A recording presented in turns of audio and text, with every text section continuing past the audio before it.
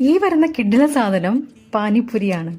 Order ചെയ്യുന്ന സമയത്ത് ഈ ഒരു മെഷീൻ നമ്മളെ കയ്യിൽ തരും. അപ്പം റെഡി ആയാൽ ഇതിൻ്റെ ഒരു റിങ് കേൾക്കുക. അപ്പം നമ്മളത് പോയിട്ട് കളക്ട് ചെയ്തിട്ട് കൊണ്ടുവരണം. ഇപ്രാവശ്യം വെറും പാനിപ്പുരിയല്ല, 6 ടൈപ്പ് പാനികളുള്ള പാനിപ്പുരി. അത് സ്പെഷ്യൽ തന്നെയായിരുന്നു. കാരണം ഇതുവരെ ഞാൻ ഇങ്ങനെ ഒരു സാധനം കഴിച്ചിട്ടില്ല. അപ്പോൾ പാനിപ്പുരി കഴിക്കാൻ അതിൻ്റെതായ ഒരു ചടങ്ങില്ലേ, ആ പൂരിയെ നമുക്ക് നടുക്കിലൊന്ന് ഓട്ടയാക്കി കൊടുത്ത് അതിലേക്ക് ഈ ഫില്ലിങ്സ് എല്ലാം ആഡ് ചെയ്ത് പിന്നെ നമുക്ക് വേണ്ടുന്ന പാനി അതിൽ ഫില്ല് ചെയ്ത് കഴിക്കുക എന്നുള്ളത്. ഇവിടെ ആക്ച്വലി 2 ടൈപ്പ് ഗ്രീൻ പാനിയും പിന്നെ ഒരു പൈനാപ്പിൾ പിന്നെ മാംഗോ പിന്നെ 2 റെഡ് കളർ പാനിയും കൂടി ഉണ്ടായിരുന്നു. അപ്പം ഒരു വ്യത്യസ്ത അനുഭവം തന്നെ പറയാം. പാനിപൂരിയോട് ഒട്ടും താല്പര്യമില്ലാത്ത ആളാണ് പക്ഷെ കഴിക്കുന്ന കാണുന്നില്ലേ, എന്നെക്കാളും ഫാസ്റ്റായിട്ടാണ് കഴിച്ചു തീർത്തത്. ഹൈജീൻ്റെ കാര്യത്തിലും അടിപൊളിയായിരുന്നു. കാരണം ഒരു മാസ്കും ഗ്ലൗസൊക്കെ യൂസ് ചെയ്തിട്ടായിരുന്നു സെർവ് ചെയ്തിട്ടുണ്ടായിരുന്നത്.